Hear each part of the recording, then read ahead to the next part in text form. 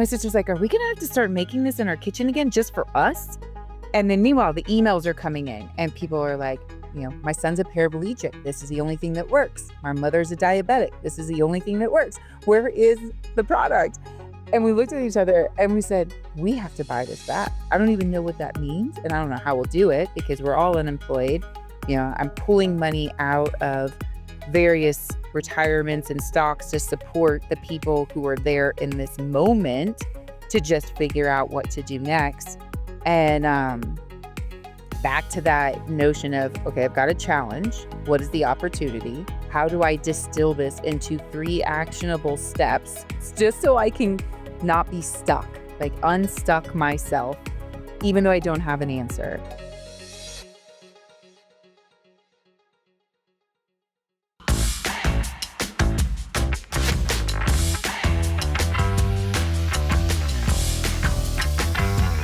Hey, possibility seekers, welcome back. I know you're going to be really, really excited to listen to my guest today. As a matter of fact, I was so excited to listen to my guest today that we're going to have to break this up into 2 sessions because there's so much to quote unquote unpack with this one.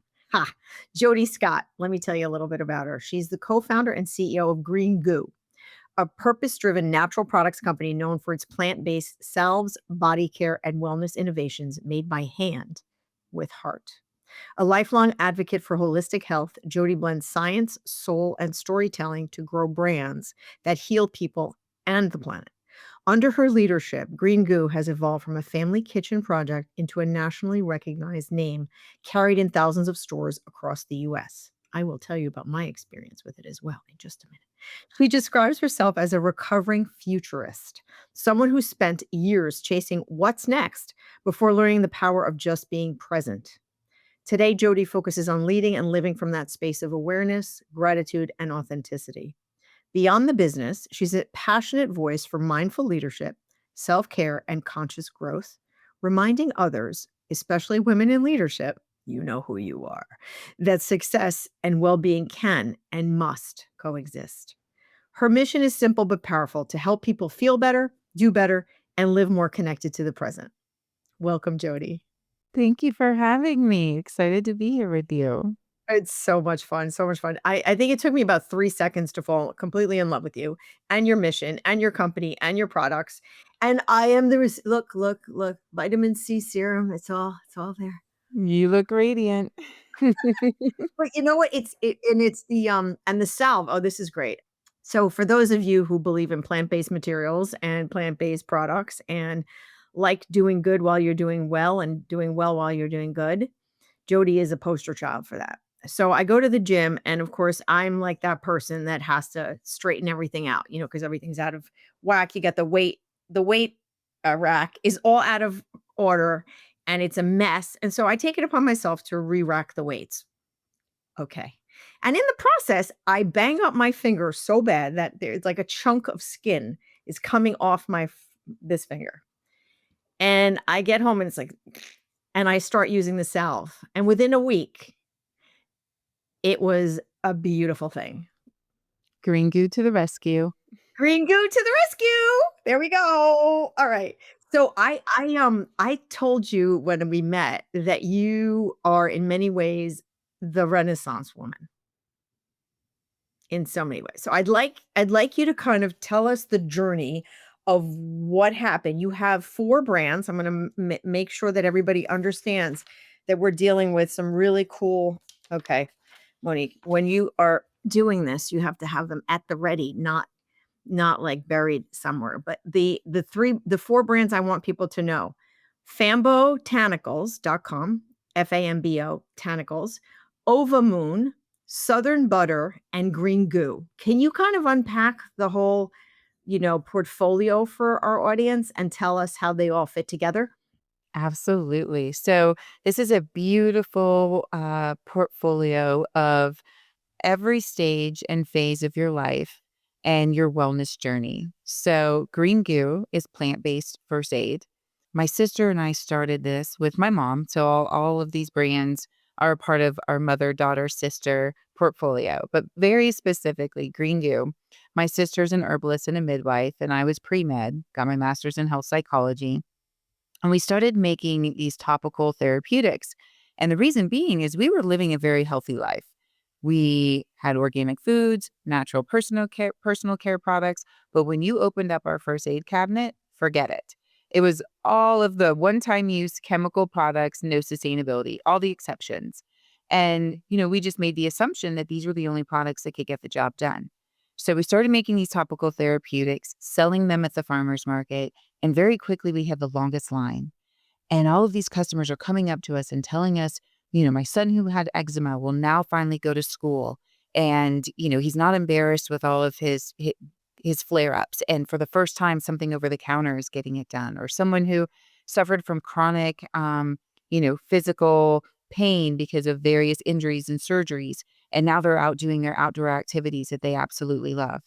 And so my sister and mom and I looked at each other and we said, we're not alone in this. Let's look at this further. And then we started to look at the OTC space specifically, and we found the same reflection, which is the natural consumer was willing to abandon their natural ethos because they were told products like Neosporin, hydrocortisone, and calamine were the only products that could get the job done. But then more interesting to me was that the conventional consumer was, I don't care what the ingredients are. I've got a chronic skin condition, which, oh, by the way, is at an all-time high right now. And I want something that works better over the counter. And I don't want something that says use for 7 to 10 days. And if symptoms persist, stop using because it's going to be toxic and go see your physician. So that's when we looked at each other and we said, can we make a plant-based solution that is first superior in efficacy and, oh, by the way, also plant-based and sustainable? So that's how Green Goo was born. Southern Butter is our sexual wellness brand, and that very much came as a extension to Green Goo. And it was actually our customers who were coming to us and asking if they could use our Green Goo products for intimate purposes. And at first we thought, okay, this is just a one-off. We're going to get some weird calls. I mean, people show us their wounds, they tell us all their personal stories, but we were not thinking sexual wellness. But then friends and family started coming clean and saying they were using our products as well, and they were really happy with that. So my sister and I said, okay, we need to go look at this space. And we found very similar parallels to the first aid, which is again, people were willing, especially the natural consumer, to abandon their natural ethos because they thought these were the only products that could work. And then the conventional consumer was generally dissatisfied with the space and looking for some more value. And what's interesting about sexual lubricants is most of these paraben, petroleum based chemical use products, they're actually sucking the moisture out of your most sensitive areas. So, you know, Green Goo, Southern Butter, they kind of go against capitalism because the more you use them, the less you need it, which is very much contradictory to what you see in the space. And so Southern Butter was born. And let me tell you, you didn't know you needed it until you have it. And you're like, life is so good. Yes, I can attest to that. That's on my nightstand. It's so great. And it was such a like a male dominant space in terms of branding, packaging, where you could buy these products. And so we really wanted to make it more inclusive just generally speaking. And so it's gentle packaging and branding. So like you said, you can leave it on your nightstand and people just think it's like another, beauty care product or another lotion or I have put it on my feet. It feels pretty good too. Oh, it feels great. It's wonderful in the shower too, like that same scent, because we really leaned in more to this holistic approach. It's not just a lubricant, it's what brings you into the bedroom. And there's scents that some people want, a more relaxing scent to get them in the mood. Other people want a more stimulating aphrodisiac scent. And so really leaning into those smells. And of course, they just smell wonderful when they linger on your skin and in the room. Yes, indeed. I love that. And so then there's Ova Moon and FAM Botanicals. Talk about those. Yeah, so and I know we'll talk a little bit more about our building our Green Goo journey, selling it and buying it back.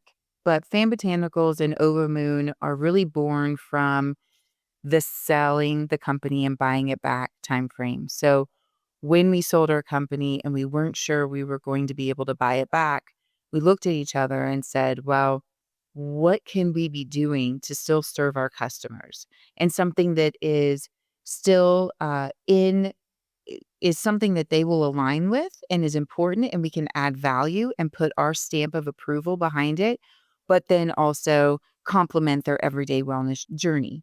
And so for us, Ova Moon is a women's supplement for every stage. So there's your menstruating multivitamin, there's your prenatal vitamin, and then the perimenopause vitamin. And then my sister and I just developed a menopause vitamin that we'll be adding to the lineup.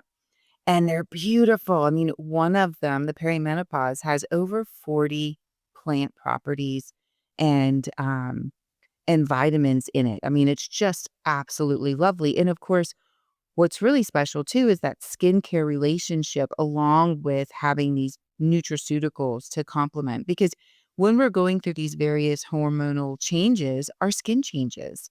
And so having Green Goo, having Southern Butter, having Ova Moon in this like holistic, integrative way really complements each other.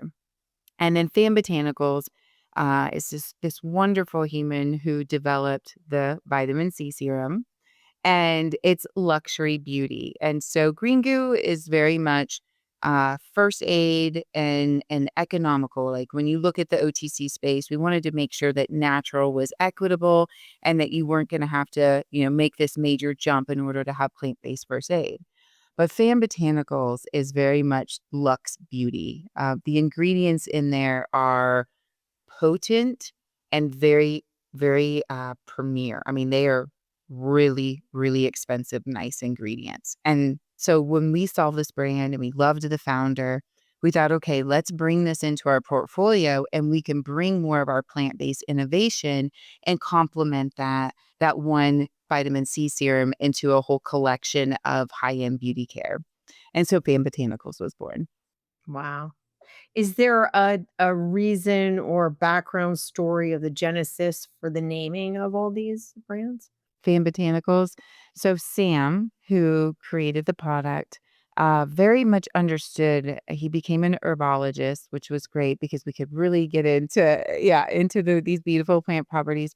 But he understood the underlining value of the plant relationship and that entourage effect and protecting the integrity of the plant and how that is synonymous to cultures and community, which very much aligned with Green Goo. Like our mission is spread goodness. Our vision is bringing forward time honored traditions. And spread goodness is not just spreading these beautiful plant based products on your skin, but it's a community, it's a culture, it's a way of living, and it is that halo effect of being kind to other humans and investing in other humans and yourself and creating an ecosystem and the work environment that complements that. And so he named it Fan Botanicals, and my sister and I just fell in love with it. It's a great name. And I love Green Goo because it's literally so representative of what it is. It's goo and it's green and it's good and it's like green goo good. You nailed it. When we were sitting, we're like, what do we name this product? And we're like, well, it's actually green, plus there's actual plant properties in it. So something that we've done is we don't buy pre-made extracts on the market. So we still to this day bring the plants to our manufacturing facility, take it through this unique extraction process, yield the highest amounts of the medicinal properties from these plants, and then put together these unique oils and blends into these products. So you can't get these oils in these composition anywhere on the market. And so when we were sitting there going, okay, what is this? And the OTC market had not been disrupted since the Industrial Revolution, and everything was so clinical. And we were like, let's bring some sunshine and have some fun. So yes, you nailed it in how we came up with Green Goo. It is so true though. And by the way, I went to some symposium at the hospital because I'm part of a women's circle there. And they're trying to bring holistic integrative medicine into the equation. And I'm like, okay, well, baby steps, right? Because these are doctors going trying to be holistic and integrative. So I needed to understand what their view of integrated and holistic were because anyway, I'm a tough customer. Anyway, I like your approach. I think it's spot on. Coming from the neuropsych background, I completely align. right, exactly, exactly. I don't have this neuropsych background, but man, so anyway, I know too much and I'm dangerous. So anyway, the long story short was she went on waxing on poetic how neurosporin and all this stuff is actually not good for healing and wounds. I was like, and everybody in the, and you can't use alcohol and you shouldn't use, you shouldn't use hydrogen peroxide either. And being soft with like an ointment is a better way to go. Like literally they're putting Vaseline. I'm like, petroleum jelly? I'm like, what are you thinking about? Really? So you've just dissed this to replace it with something that's equally disgusting. So that was my takeaway. So thank you for just giving me some more fodder. And that is why we are here to educate and inform because there are other solutions that will serve you and the environment better. Imagine that, and I'm bringing it to you. Okay, so tell us about taking the products out of your garage and your dining room to full production. People marvel at that. I marvel at it quite frankly because I think building a services business is hard enough. Building a product-based business for me is like the gold standard of grit. It was quite a ride.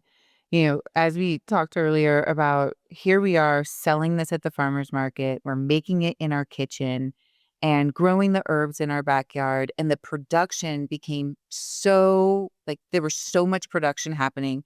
And mind you, our front porch was full of old screen doors where we're drying the herbs and then infusing them in the backyard.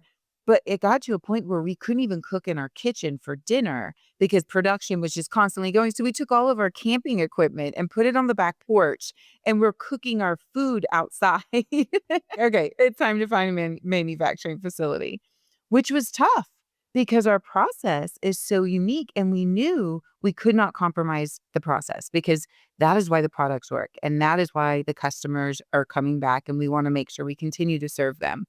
And so we went to, I mean, at least 10 manufacturers and they were like, nope. Why can't you do what Burt's Bees does? Why can't you just have, these pre-made extracts? And it's like, we're not a Burt's Bees. We are a medicinal therapeutic, topical therapeutic. And we need to make sure that this process is protected. And it actually took someone whose son had eczema and we met him at a trade show and he took the product home. He called us a week later and he said, you know what? This is the first product to work for my son for eczema. And he's like, I don't know how we're going to do this, but we are going to, the world needs this.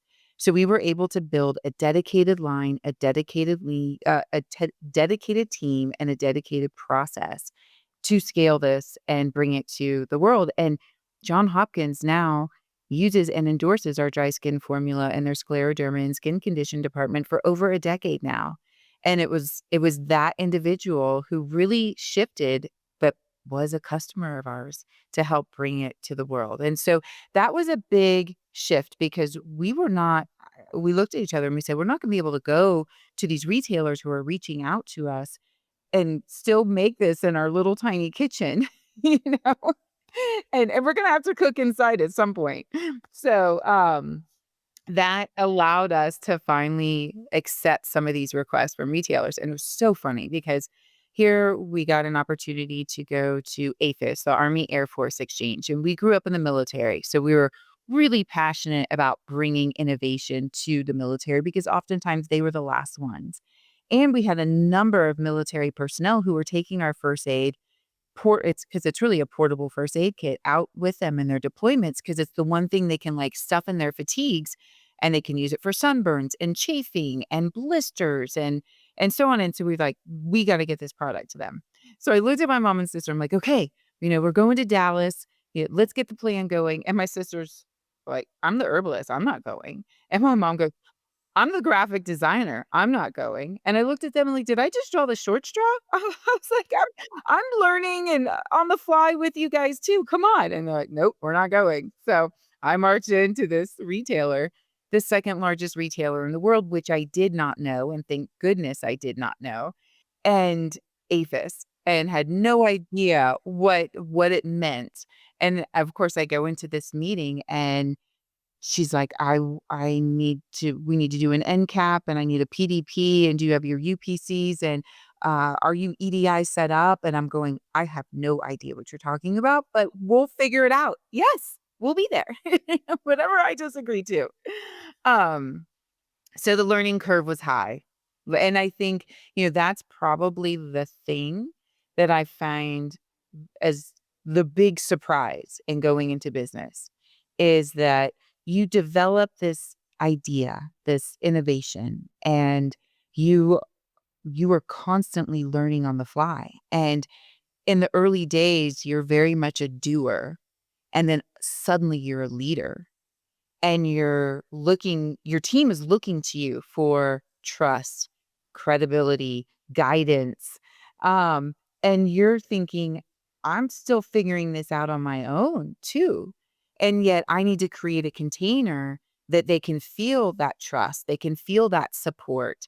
And so I had to learn real quickly that vulnerability of saying, okay, I may not know everything.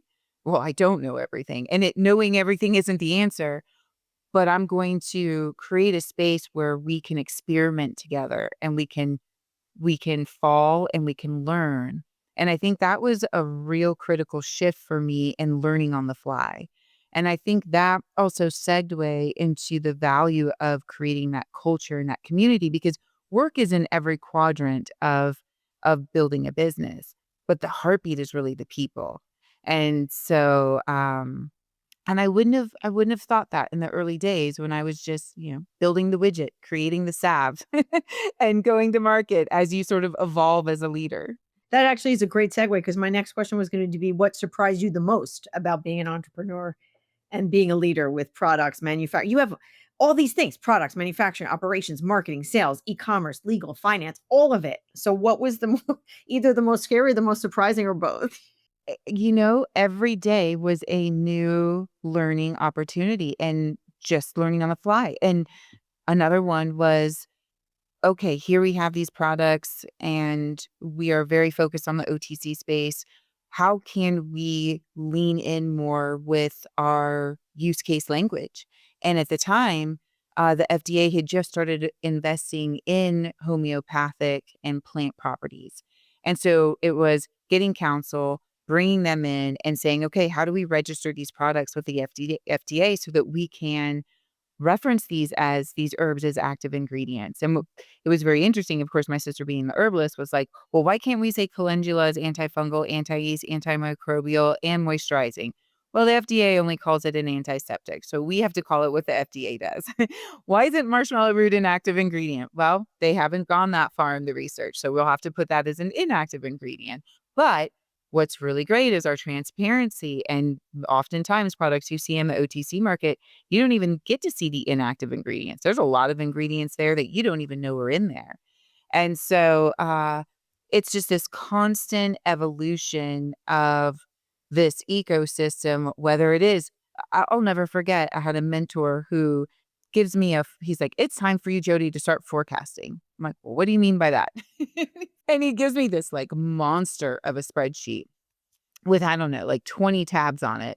And he's like, this is your forecast. Here's where your balance sheet is. Here's your income statement. Here's how you're going to bring in all of your, managing your cash flow and rolling in your payroll and have some sub budgets. And I'm looking at him like deer in headlights. And I mean, he bugged me for a solid, I'd say 3 months, and he'd come back and be, "So how's that forecast coming along?" I'm like, "Oh, Don, I'm still trying to process it."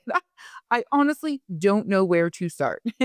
And eventually, I started playing with this model, and then eventually the forecast became and my 16-week cash flow became my North Stars, and thank goodness that we had mentors along the way to help shape some of these decisions that were really important for us to grow the business and keep it alive too. Because who'd ever thought cash flow would be so important?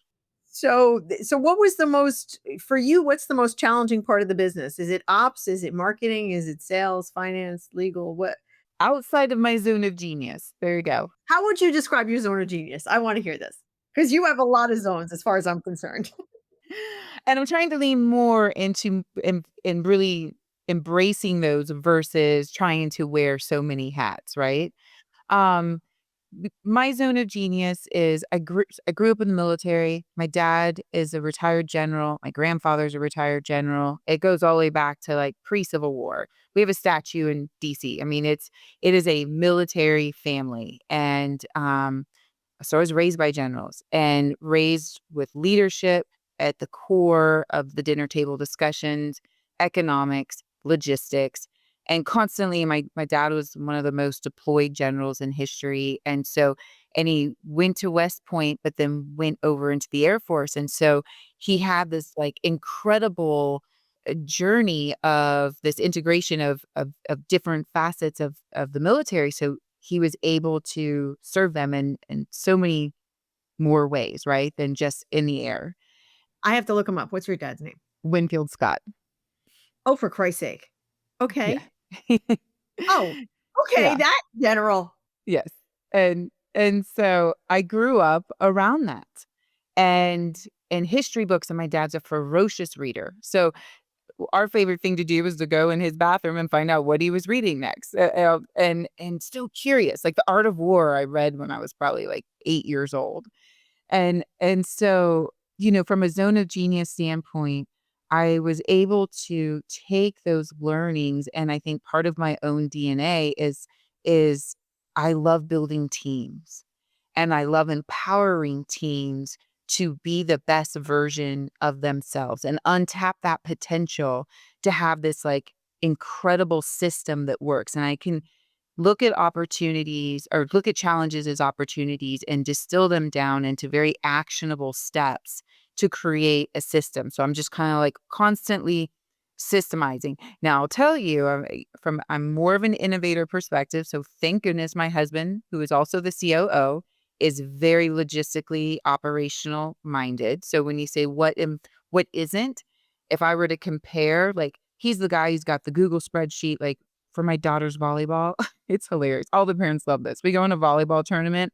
He's got a Google spreadsheet for every parent with the entire timeline, when we're getting the Uber, when we're getting out, where we're eating. Like, and so we complement each other very well because I can create this ecosystem. I can create these actionable like concepts and strategies, and then he puts it pen to paper. And so it's a very complementary effort. This is really a family affair. Your sister's an herbalist, your mother's a graphic designer, you are all things zone of genius, like, you're the visionary leader, and your husband's the operational expert. It's like, hello. Boy, I'll tell you, the dynamics in that family better be good. 'Cause Christmas or Hanukkah or whatever you guys celebrate must be a bear if nobody if there's like We get it done. telling you, I'm impressed because, I mean, I don't know a lot of families that could sustain a family business and relationships at the same time. I'll tell you, I think one, growing up in the military and moving every 3 months to 3 years, you quickly recognize that your family is your core, they're your best friend. So you develop some skills just by going through that process together. And, when my dad retired, he looked at us and he's like, I'm not just retiring. This whole family, it took this village to do what we do. So he always looked at us as part of the ecosystem. It wasn't the parents and then the kids over here. And so going into business together, we were very intentional to protect that. And so we sought counsel and said, okay, between therapy, other people who have built family businesses, other investors, family offices, give us some insights. And so I just kind of collated all of this information and brought it back to the family and said, okay, here are some what looks like best practices for us to start off on the right feet. And one of them was each of us needed to have a title and a lane, and we had to respect that lane. You don't get to play the family card and try to override their job description the same way you wouldn't another employee. And you have to trust that they've got it, and you have to trust that if they need help, they will bring it to you. And ultimately, from a CEO level, they also had to respect that there were times that the CEO had to make decisions where it wasn't a collaborative effort, and trust that I was making the right decision with the best information that I had and that we'd gone through that process.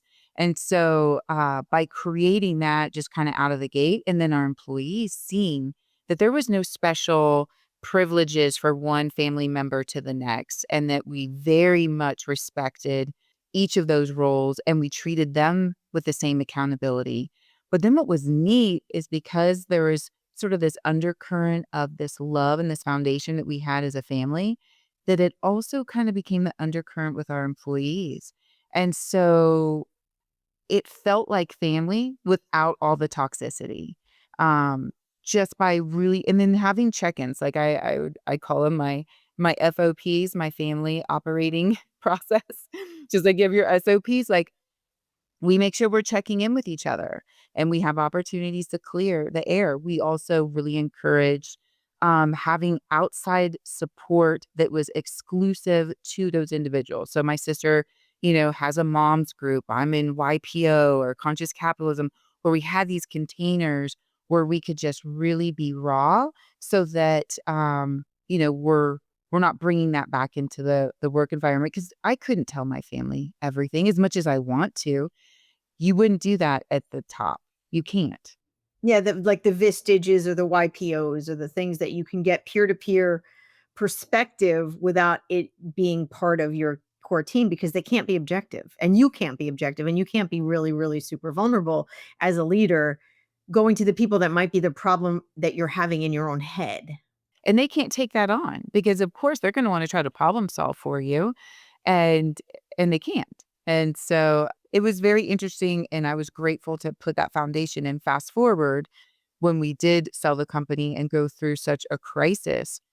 It was a testament to that foundation where, I mean, it could have broken up the family. I mean, we lost everything, all of us did, and yet we banded together so so intensely and so authentically that it helped us all get through it, including myself more than anyone because I was carrying so much weight and had really the sole responsibility to figure out how we were going to move through it. Yeah, so I wanted that would perfect segueing and cueing without even realizing it. It's so organic. Pardon the pun. We were you were acquired a few years ago, and tell us, and this is the problem that we're going to unpack here, the story of the acquisition, which didn't go as planned. Had you planned to be acquired, or had you had that in your line of sight to say someday I'm going to sell the company and it's going to look like this? And then what happened, and how did the denouement of it didn't go as planned, even if it wasn't planned, so I kinda want you to address it was an entrepreneur's nightmare as you described it to me. Absolutely, it was an entrepreneur's nightmare. Uh, no, so here we are, a family bootstrapping this company and competing against the top players in the market. I mean, we're competing with the P&Gs and the Clorox and Johnson& Johnson, and we're just this lonely little first aid family brand sitting on the shelf, and so it became very clear, and here we had weathered COVID. I mean, we were 98% retail, and in a matter of 2 weeks, all of a sudden, no one's in stores anymore. And we, thank goodness, started investing in our direct to consumer model, and that was able to sustain us.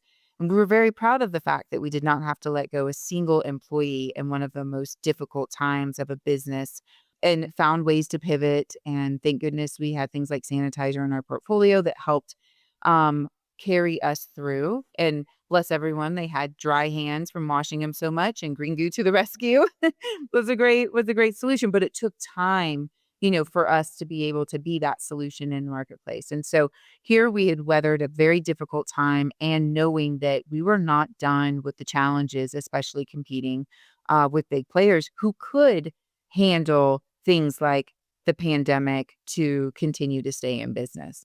So we started looking for financial support and went through, and that was a whole nother learning curve, right? Like, what does it mean to like go to market, pitch to VCs and PEs and strategics, and what does that even mean? and and how do you do a quality of earnings and have your audits and everything ready? So it was quite the journey. Getting ready and doing that process, well, what was the time frame on that? Almost a year. Yeah. Absolutely. A quality of earnings in itself takes almost 6 months.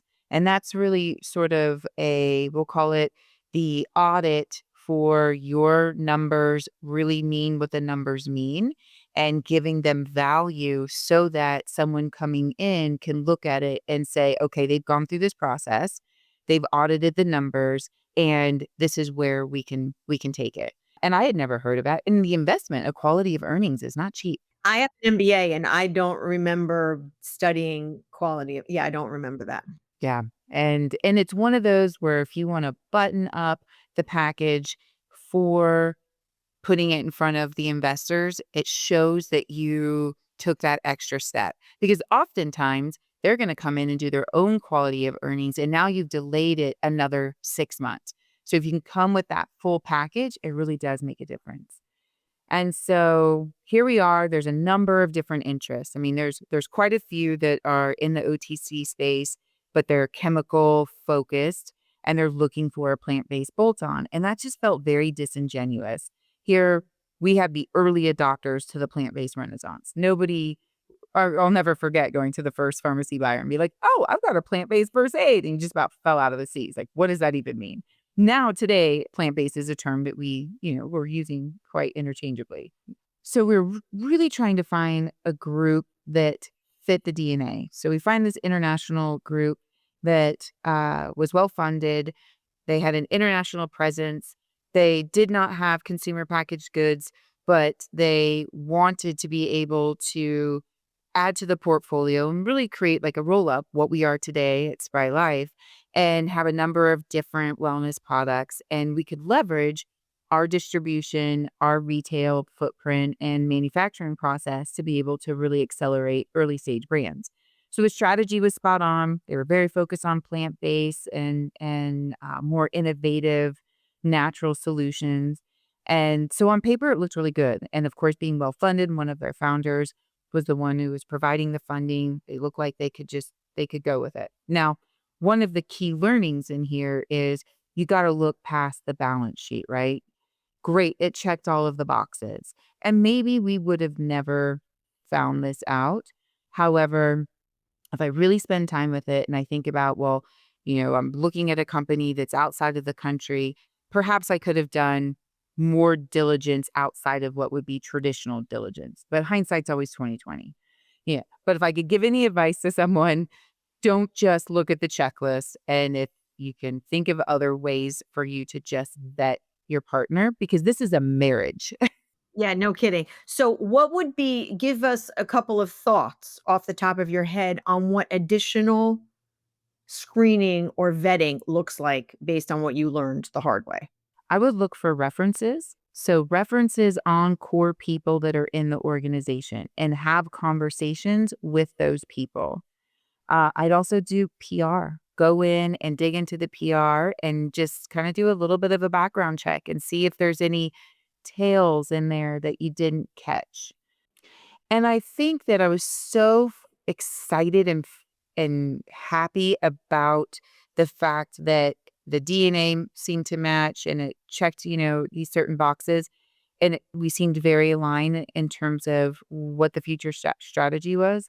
But I didn't ask who are all the players that are going to be active at the table today, tomorrow, and in the next 3 to 5 years. And what does that look like? Just have them map that out in case they have people coming into the mix that aren't at the table at the negotiation on the negotiating side that are going to impact the future decisions and discussions. And it that's something that very quickly I would have identified maybe unqualified people or exposure, call it that, just in terms of de-risking, because this is a big deal. This is like 15 years of this is my second business that I had built. So I had invested my earnings from my first business to build this second business with my family. So you're looking at like this loss went back to me and my private practice days and building that wealth over so long.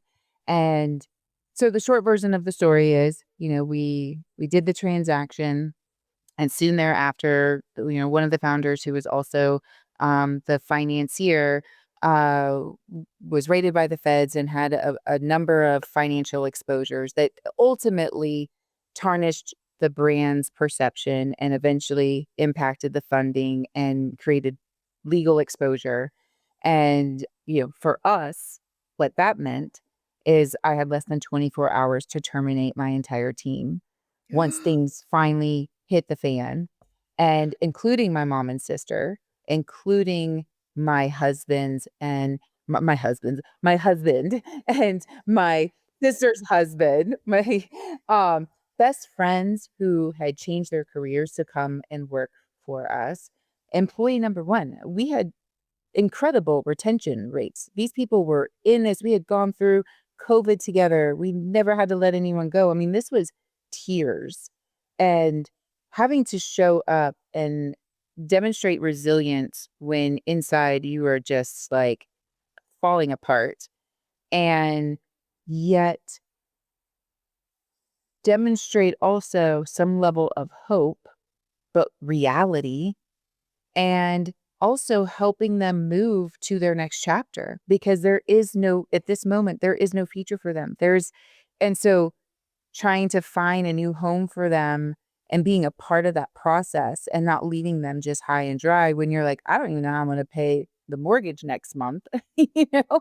And, and then I mean, there was so much paralysis, so much paralysis. And we just had to take micro steps. So first was help these people in their next chapter. And it was so sweet too. I had to say, we fired everyone.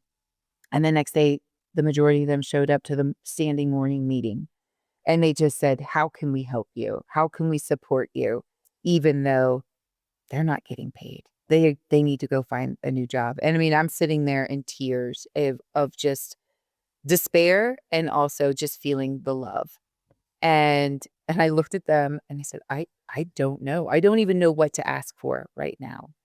And, ultimately my husband and I made the decision to personally fund a couple of people to just try to keep the company alive while we took a minute to step back and see what our options were. And honestly, the sort of light bulb moment, we're sitting at the table and at one point we're trying to figure out what to do next. And my sister's like, how much repair do you have left? I'm like, I got like a jar left. And because now production is stopped and it's stopped for a little while. And we're literally auditing each other's inventory of Green Goo, thinking about what are we going to do?